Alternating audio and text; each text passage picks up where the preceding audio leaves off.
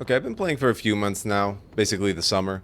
I think I can give advice at this point. Not a lot of it, but some, especially to people who are literally starting the game tomorrow or later today. If you're jumping into Guild Wars 2 for the first time, I'm brand new just like you. I don't even play MMOs. I started playing a few months ago. I picked this one because the mounts look cool. It's that simple. But anyway, yeah, if you're starting Guild Wars 2 for the first time, I have like a little bit of advice for you to start, just kind of tackle the game for the first time.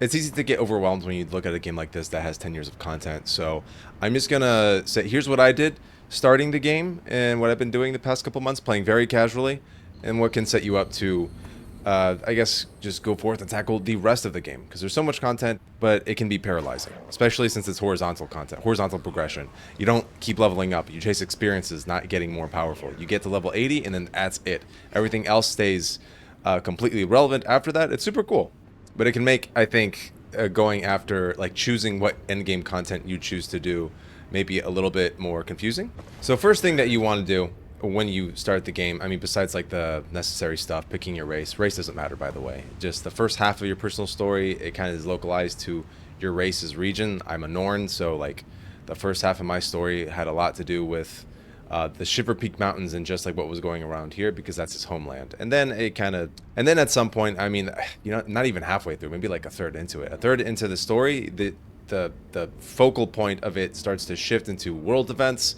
and now your race really doesn't start to matter. So choose the one that you think looks cool. Your profession is the thing that matters. I chose a warrior. I wanted my guy to be like a big, beefy, like dual, like axe wielding guy. I accidentally or unintentionally made him look kind of like the Blue Beetle, but that's not the point. The point is that that's what I chose. There's plenty of fun classes to do. I've only done 2. You can do your research on like which one you would have the most fun with. All right, so you have your profession, you have your class, and then you have your race, wherever you started. As with anything else, first thing you do is try to get to max level. You go to level 80. What I did is that as soon as I got my mounts at level 10, because that is a quality of life thing that they added last year, you get a raptor at level 10. If you bought the expansions, Path of Fire, I think, what I did is that as soon as I reached level 10, because I bought the first 2 expansions for $30, which is a deal, by the way. It frequently goes on sale for $15. You get the first 2 expansions, Heart of Thorns and Path of Fire. Heart of Thorns introduces gliding, Path of Fire introduces mounts, but as a quality of life thing, as I was saying, at level 10, anybody just unlocks the Raptor at level 10, and you can get it. If you're playing free to play, it is a trial period of 10 hours or so. I believe it's 10 hours. And then after that, the Raptor goes away. So, I mean, it is what it is. It's free to play. You can get through the core game just walking around. I don't like it because walking in any MMO is just this. Such might. This is not fun to me. I don't like that. I like getting on a raptor. I like leaping around like this. Makes it a lot more fun. Makes exploration a lot more fun, and that is, you get XP by exploring the world map. So as soon as I got my raptor, and I kept it because I bought the expansions, I just started riding around like everywhere, just seeing what was out there, seeing what different kind of environments I can get to, and doing the quests that came in those areas, because every little area has these things called heart quests. Look at that. Isn't that fun? You complete those, and I got to level 80 way before I ever completed my main quest line. So then you get to level 80. That's the first thing you do. You could just go through the main quest line and you get to level 80 that way too. That's probably more interesting, but for me, exploration was more interesting. And take your time. The leveling up process is actually well done and pretty fun in this game. Okay, so you reach level 80.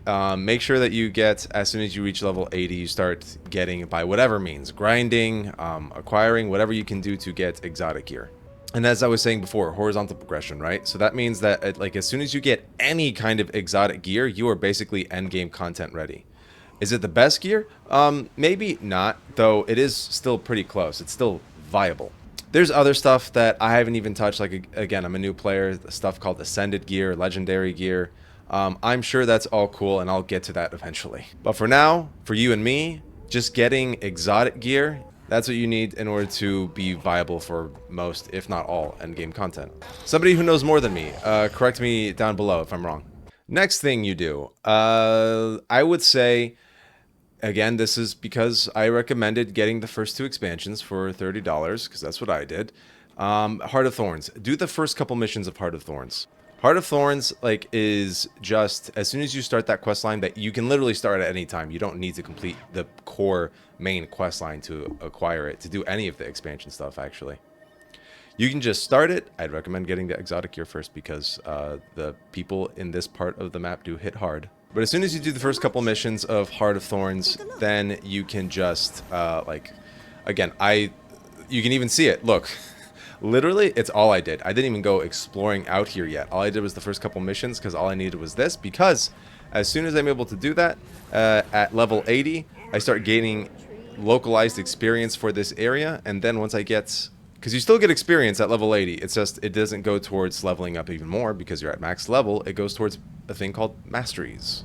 That's what this is. There's a whole category for it. Here's Masteries. Every region has its own mastery points. You can tell by the colors on there. Central tier, that's just like the core game. You go through there, and then you gain experience. You complete the bar. So like right here, gliding, right? Okay, so here, experience fills up this bar. And then once you complete it, it unlocks the ability to be able to completely unlock it, and you completely unlock it by using mastery points. So for the first one, glider basics, I had 1 mastery point, and I used that 1 mastery point to unlock gliding. And gliding, highly recommend. That's why I'm saying do this whole part to begin with, because it lets you do this. Yep, that's fun. So every time that you are in a very vertical place like this, you can just use gliding, and it makes it a lot more. Listen, if you just like accidentally like fall off, you can just glide. But you get it. You don't have to worry about fall damage as much. You have a little failsafe. Okay, next thing. So you got gliding. I would say, and this is the thing that actually I did first, because again, I got into this game because of the mounts. I was laser focused on it. You go to Path of Fire.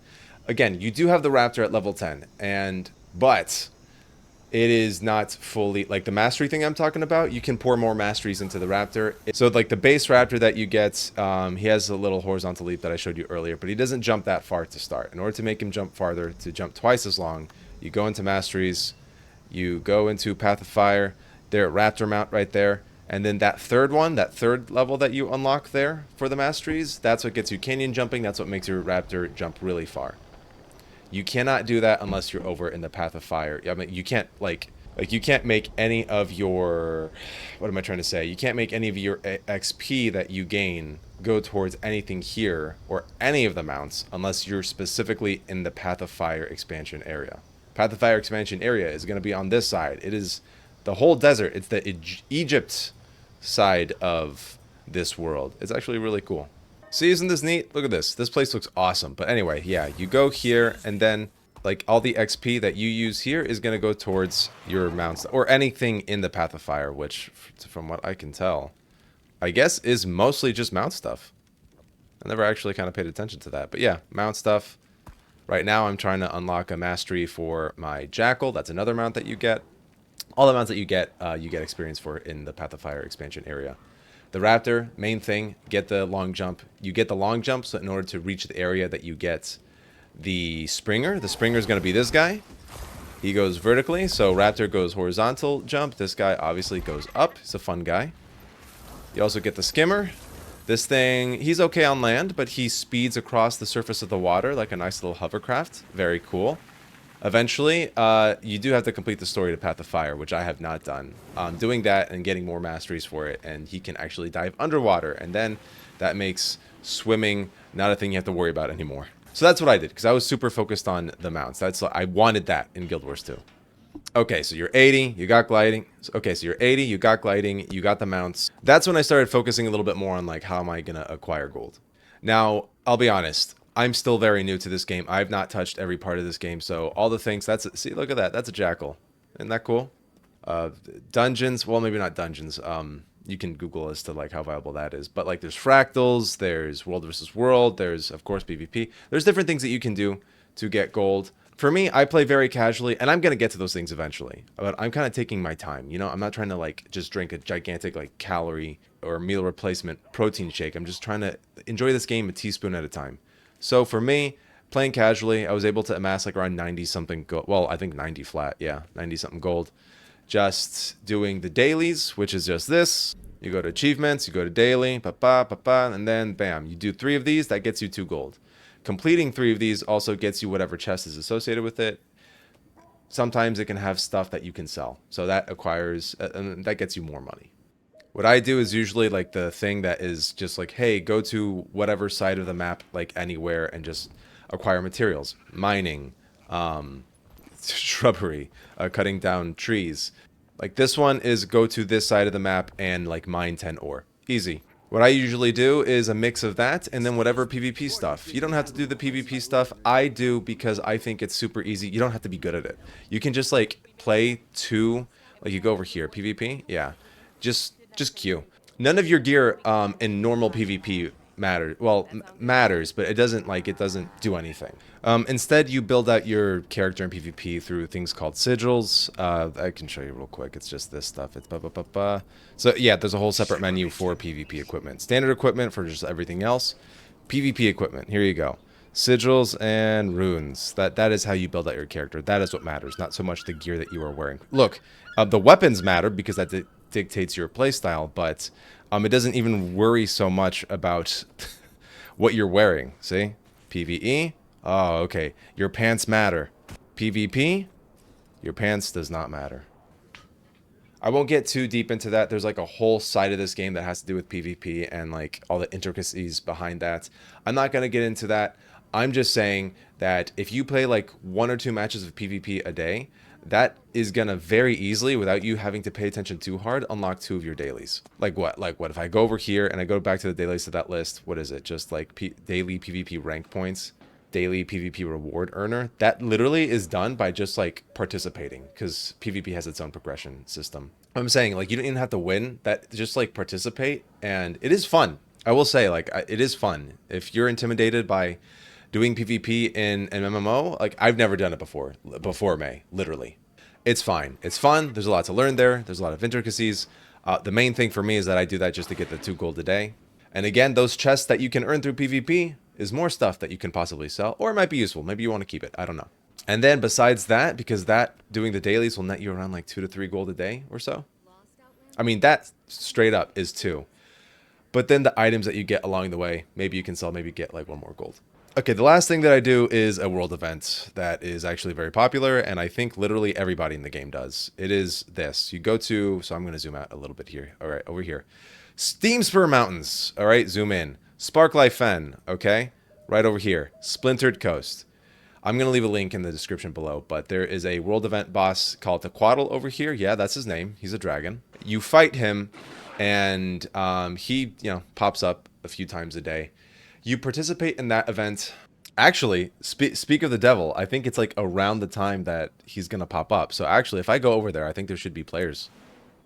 That's him. He doesn't quite look like that. I mean, I guess that's supposed to be him.